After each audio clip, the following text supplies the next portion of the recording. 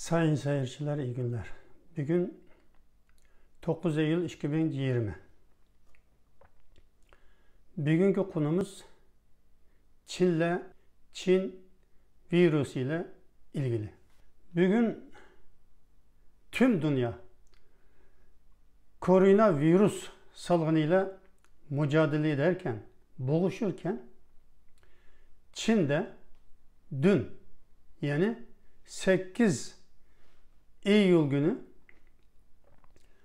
koronavirüsü üstünden başardığını ve bu zafer için büyük bir coşkuyla tören düzenlendiğini Xinhua Ajansı ona bir çok önemli haber olarak dünyaya geçmiş oldu. Bu dünyayla yani dünya ülkeleriyle insanlıkla bir alay etmek demektir. Şimdi tüm dünyada bugüne kadar 27,5 milyon insan korona virüsüne yakalandı.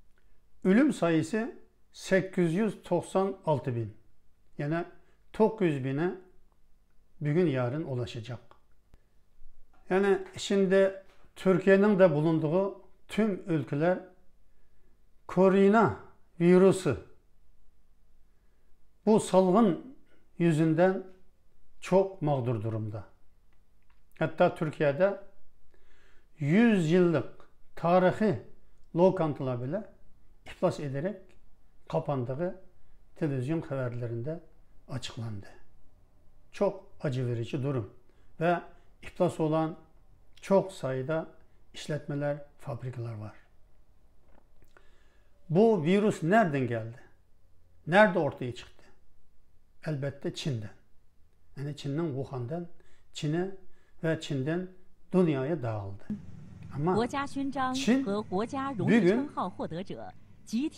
yani dünkü coşkulu törende sanki bir dünya savaşından galip çıkmış bir orduyu coşkuyla karşılamış gibi bu virüsten mücadelede başarı gösteren birkaç kişinin devlet başkanını karşılamış gibi böyle caddinin iki tarafında karşılayan ve bandolarla böyle beraber karşılayan büyük coşkulu görüntüler Çin televizyonundan tüm dünyaya yayınlandı. Canlı olarak yayınlandı. Şu karşılama töreninde gelen ve kırmızı halı üzerinde yürüyerek Çin Halk Kongre Sarayı'na gitmekte olan yani o merdivenlerden yükselmekte olan adamın ismi Zhong Nanshan. Zhong Nanshan kimdir? Zhong Nanshan SARS vakası yani SARS virüsü Çin'de ilk çıktığı zaman o SARS'la mücadelede ünlenen bir Çinli akademisyen. Bu koronavirüsün de mücadelede devlet nişanını biraz sonra Çin Devlet Başkanı Xi Jinping'den ona takdim ettiğini göreceksiniz. Ancak bu Zhong Nanshan nasıl biriydi? Ondan önce bununla ilgili yani Çin virüsüyle ve Zhong Nanshan'la ilgili bir mezmuna değinmek istiyorum. Yani Li Wenliang. Li Wenliang Wuhan'daki merkezi hastanede göz doktorluk yapan 33 yaşındaki bir doktor. O 30 Aralık 2019'da sosyal medyadan bu virüsün yani koronavirüsü dediği isim daha ortaya çıkmayan. Çünkü bu isimle yani Dünya Sağlık Örgütü sonradan isimlendirdi. O zaman da bu Li Wenliang bu virüsün SARS gibi korkutucu ve çok hızlı bulaşan bir virüs olduğunu, bunun da herkesin dikkatli olması, kendini koruması gerektiğini sosyal medyadan Çin'e ve dünyaya yazıyor ve herkesi uyarıyor. Onun daha 7 arkadaşı da bunu teyit ederek bu virüsten korunmaya herkesi çağırıyor. Çin derhal Çin polisi harekete geçiyor. Yani Wuhan'daki Çin polisi. Polis merkezi harekete geçerek bunu sosyal medyadan bu yazılarını yani silmekle beraber hemen Li Wenliang'ı tutukluyor. Halkı hani milleti devlete karşı kışkırtmakla suçlanıyor ve kendi suçunu itiraf eden bir belgeye imza atmaya zorlanıyor. Doktor Li Wenliang imza atıyor ve 3 Ocak 2020 tarihinde serbest bırakılıyor. Ama polis gözetiminde evinden çıkmaması emrediliyor.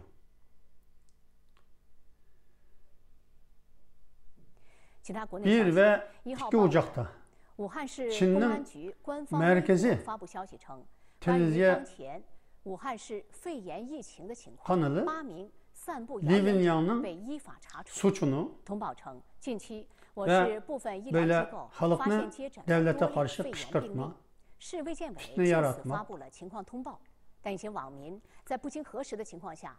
yalan söylemek, yalan sosyal medyada yalan haber dağıtmakla idam ediyor. Dağıtmakla suçluyor. Bu Li Wenliang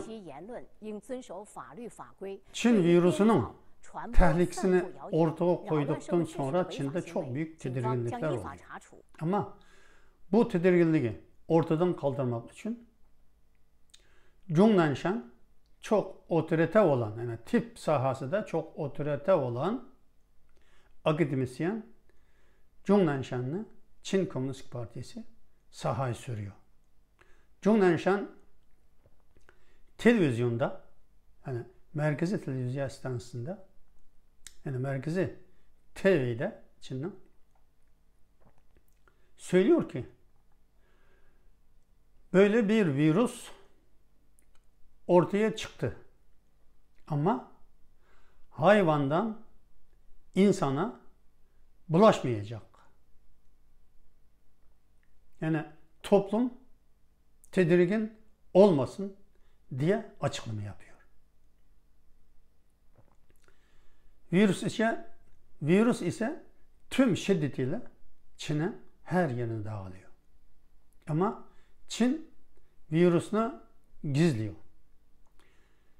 Yani gizliyor derken hayvandan insana dağılmadığını, hani hayvandan insana bulaşmadığını, insandan insana bulaşmadığını bu Çinli akademisyen ve otoriter olan bu akademisyen direkt televizyonda millete konuştuğu için orada millet daha uyutuluyor ve virüs Çin'den dünyaya dağılmaya devam ediyor. Bugün bu adama kahraman, yani Çin virüsünü Çin'de yenmeye önderlik eden kahraman diye Çin Devlet Başkanı Xi Jinping devlet medali veriyor. 李克强宣布大会开始， bunu bir 解放 coşkuya 军军乐团 dönüştürüyor. 奏响《义勇军进行曲》，全场起立， Ama 高唱国歌。 Doktor Livnian akıbeti ne oldu? Doktor Livnian sonra hani hastaneye dönmek istiyor, dönüyor ve koronavirüsü hastalarına tedavi yapmaya ön saflarda mücadelesini gece ve gündüz devam ediyor. Virüs Livnian'a, bu virüs Doktor Livnian'a bulaşıyor. O 7 Şubat 2020'de hastanede hayatını kaybediyor. O hayatını kaybettiğinde daha eşi hamileydi. O baba olmanın mutluluğunu yaşayacağım diye bekliyordu. Ama o virüsle başkalarını uyarırken sosyal medyada halkı Çin hükümetine, devletine karşı iftira atan, istikrarı bozan bir bozguncu olarak gören Çin, onun yani cenaze törenini yapmasına başka doktorların bile onun doktor arkadaşlarının Livnian'a cenaze töreni yapmasını bile yasaklıyor. Onun cenaze töreni ona yas tutan Hong Kong'da ve dünyanın diğer yerlerindeki Tayvan, Singapur, Amerika, Avrupa'da yaşayan Çinli muhalifler onun yasını tutuyor. Çin'de ise onun hakkında konuşmak kesinlikle yasaklanıyor. Dün virüs salgınına karşı Çin'in tamamen başardığını açıklayan bu törende Çin Devlet Başkanı Xi Jinping uzun kendi başarısından, Çin Komünist Partisi'nin başarısından konuşuyor ve 150-200'e kadar Komünist Parti üyelerinin, yöneticilerinin ve kuruluşlarının başarısı konusunda konuşuyor. Ancak Livnian hakkında hiçbir şey söylemiyor. Kimse onun hakkında konuşuyor. Aslında Çin'in koronavirüsüyle mücadele eden kahramanı, o Çin virüsüyle Wuhan'da bu mücadele devam ederek insanlarını tedavi yaparak kendine bu hastalık bulaşarak hayatını kaybeden Livnian'dır. Çin böyle bir Çin. Çin Komünist Partisi böyle bir parti. Yani hak konusunda değil, kendi bildiğini yapan, kendi sözünü dinleyenlerin, yani kendiyle aynı konuşmayanları ezip geçen bir yönetimdir. Çin Devlet Başkanı Xi Jinping ne dedi? Yani burada bu törende ne konuştu? Ben sizlere bunun konuşmalarını aynen bir kısmını size aktarayım. 向各级党政机关和企事业单位广大党员 Xinhua Haber Ajansı'nda Çin Komünist Parti Genel Sekreteri, Çin Devlet Başkanı, Çin Merkezi Askeri Komisyon Başkanı Xi Jinping şöyle konuşma yaptı diyor. 各民主党派、工商联和无党派人士、 Xi 各 Jinping'in 人民 konuşmaları 团 şöyle. 体 Aynen size 以 aktaracağım. 及 Koronavirüs salgınına karşı 提供 mücadelenin 援助的 Çin Komünist Partisi 香港 liderliğinin ve Çin'in sosyalist sisteminin önemli avantajlarını tam olarak ortaya koyan Çin halkının ve Çin ulusunun büyük gücünü tam olarak ortaya koyan ve Çin medeniyetinin derin mirasını tam olarak ortaya koyan büyük stratejik sonuçlar elde ettik. Sorumluluk sahibi bir büyük ülke olarak Çin'in bilinçli sorumluluğunu gösterdik. Tüm partinin ve tüm halkımızın özgüvenini, gururunu, bütünlüğünü ve merkeziyetsiz gücünü büyük ölçüde arttırdık. Bu birikim ve başarılar bize kesinlikle engellerinin üstünden gelerek yeni çağda ve yeni yolculukta cesurca ilerlememiz için ilham kaynağı olacaktır diyor. Burada Çin virüs ile mücadele etmesinde Komünistik Parti, sosyalistik sistemin ne kadar önemli olduğunu altını çiziyor. Yani burada bütün dünya Çin virüsüyle mücadele ederken daha başarı ufukta görülmezken Çin tüm dünyaya bu virüsünü ihraç etti ve dünyaya bulaştırdı. Şu anda kendisinde virüs olmadığını, virüs üstünden tamamen başarı kazandığını dünyaya ilan ediyor. Bu Çin virüsü, şu anda koronavirüs salgını dediğimiz bu virüs nasıl ortaya çıkmıştı? Aslında virüs Kasım 2019'da Çin'in Wuhan kentinde ortaya çıkmıştı. Ama Çin bunu gizlemişti kendi halkından.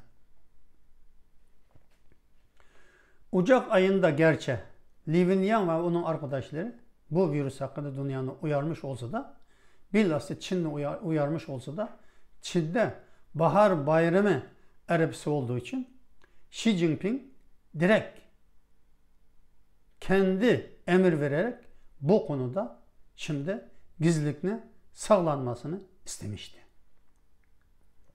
Çünkü bahar bayramı geçsin, ondan sonra açıklayalım diye.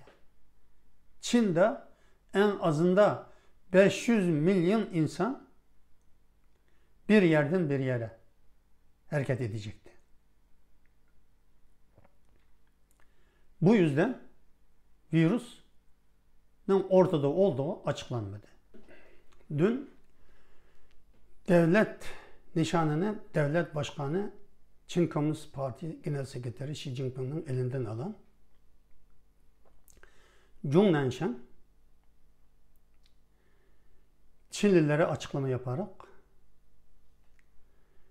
bu virüsün hayvandan insana, insandan insana bulaşmayacağını söyleyip Çinli ve dünyanı uyutmuştu.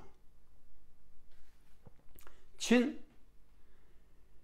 20 Ocak 2020'de bu virüsün insandan insana, hayvandan insana bulaştığını açıkladı ve hemen ayının 22'sinde Wuhan şehrini karantina altına aldığını açıkladı.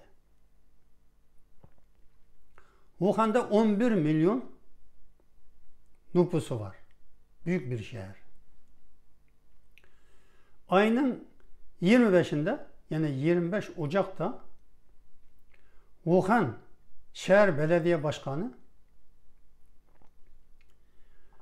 Wuhan'da karantina ve giriş çıkışlarının yasakladığı gün, yani o saatten önce 5 milyon Wuhanlı'nın Çin'in ve dünyanın dört bir yanına gittiğini, Wuhan şehirden çıkıp gittiğini açıkladı.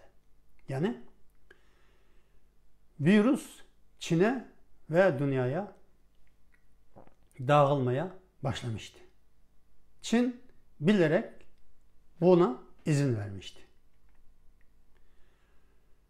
Amerika yönetimi 25 Ocak'ta Amerika'nın Wuhan'daki baş konsolosluk çalışanlarını Çin'den tahliye etmeye başladı. Ve ardından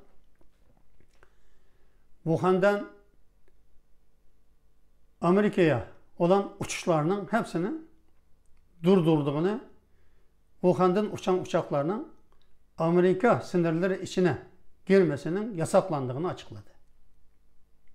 Ardından Çin'den gelecek uçaklarının, yani Çin'in önemli şehirlerine gelecek uçaklarının yasaklandığını açıkladı. Bu zaman Çin nasıl tepki verdi? Çin Dışişleri Bakanlığı Sözcüsü Hua Chunying,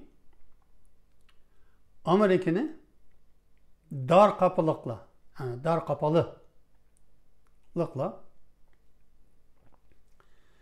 hiçbir tehlike olmadığı şartlar altında, yani Çin vatandaşlarının Amerika'yı ve dünyayı seyahat etme özgürlüğünü kısıtladığını, bunu kabul edemeyeceğini, Amerika'nın bu davranışı başka devletlerini kışkırtmak ve Çin'i yalnız bırakmak olduğunu açıklayıp Amerika'nı suçlamıştı.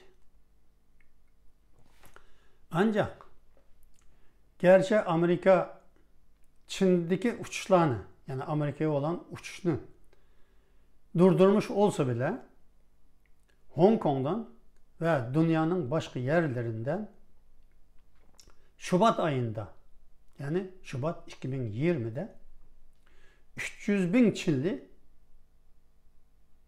Amerika'ya giriş yaptığını açıkladı. Sonraki verilerde. Bunun 30 bini Wuhan'lıydı. Şimdi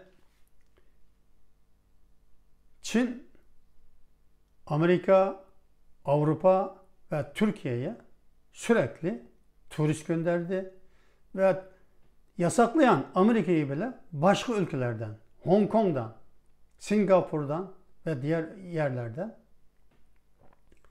böyle aktarmalı olarak Amerika'ya virüs götürdü. Türkiye zaten o zamanlarda daha Çin turistlerini yasaklamamıştı. Türkiye'de sürekli, yani Wuhan'dan ve diğer Çin şehirlerinde turistler geldi. Dünyaya bu kadar çok zarar verirken Çin virüs salgını, ama Çin hiçbir vicdani azap veya sorumluluğunu üstüne almadı.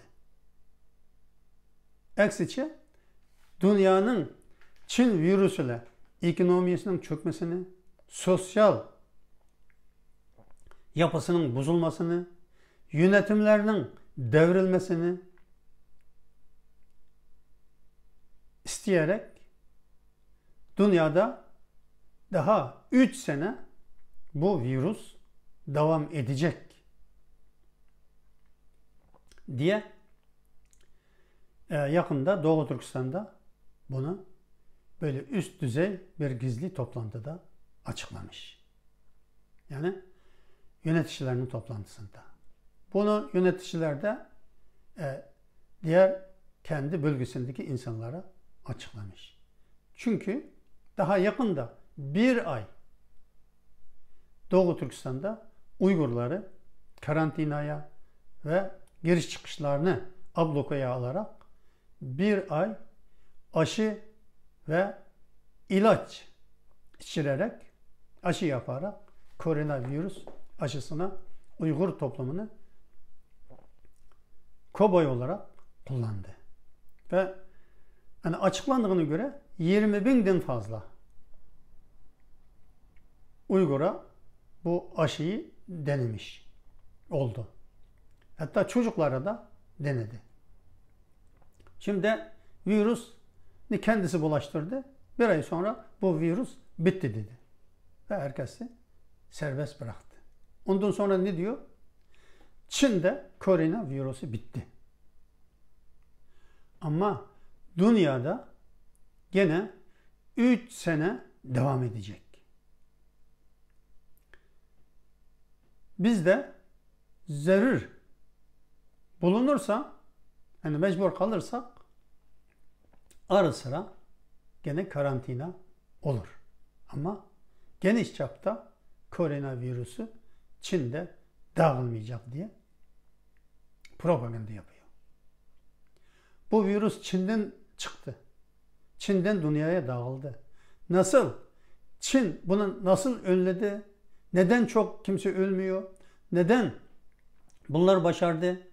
Çin'den daha iyi teknolojisi olan Amerika, Avrupa'da neden bu kadar çok insan ölüyor? Bunun sorularına, bu sorulara cevap bulunmalı. Dünya şimdi herkes kendi derdiyle, ama bunun sorumluluğu kimde? Mesela Türkiye'de kapanan fabrikalar, 100 senelik tarihi olan ünlü lokantalar neden kapandı? İnsanlar neden ekmeksiz, işsiz kaldı? Birçok insan.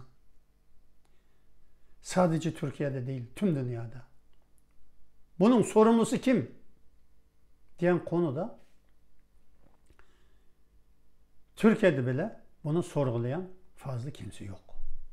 Hatta geçen aylarda, yani 1-2 ay önce Türkiye'deki çok önemli televizyon kanalları Çin'in Ankara Büyükelçisini, İstanbul Başkonsolunu çağırarak siz koronavirüsü üstünden nasıl başardınız? Tecrübelerinizi sözleyin diye konuşturuyor. Ya bu virüsü sen nasıl dağıttın bu dünyaya? Nasıl ihraç ettin? Nasıl bulaştırdın? Diye sorayan yok. Nasıl başardınız diyor. Yani Avrupa ülkelerinden, mesela Batı dünyasında çok büyük başaran ülkeler var. Teknolojide olsun, tıp alanında olsun, başka konularda olsun. Bunların hiçbiri televizyona çağrılmıyor.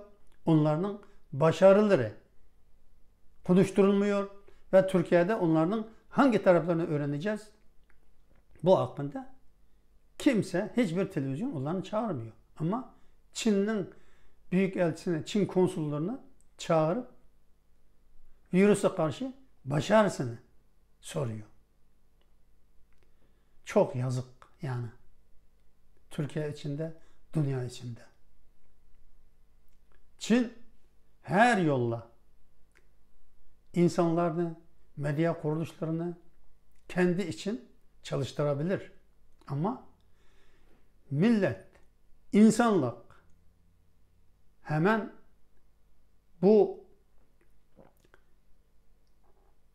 gerçeklerinin ne olduğunu algılayacak, düşünecek, tefekkür edecek aklını Allah insanlara vermiş. Onlar da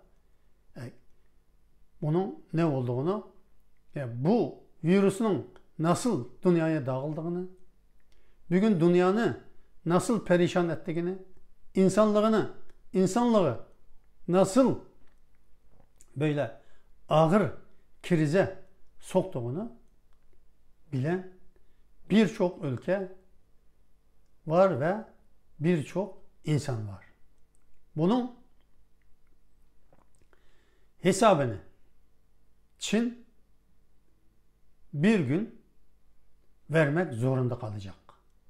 Bugün çok büyük törenlerini yapıyor ve dünyayla alay edip dünyadan özür dilemeden, hatta koronavirüsü Çin'de dağılırken tüm dünyanın 3 ay içinde tüm dünyadaki maskeleri toplayıp sağlık ekipmanlarının hepsini toplayıp dünyayı hazırlıksız koronavirüsüne yakalatan Çin Komünist Partisi bir gün tüm dünya önünde, dünya karşısında bunun hesabını vermek zorunda kalacaktır.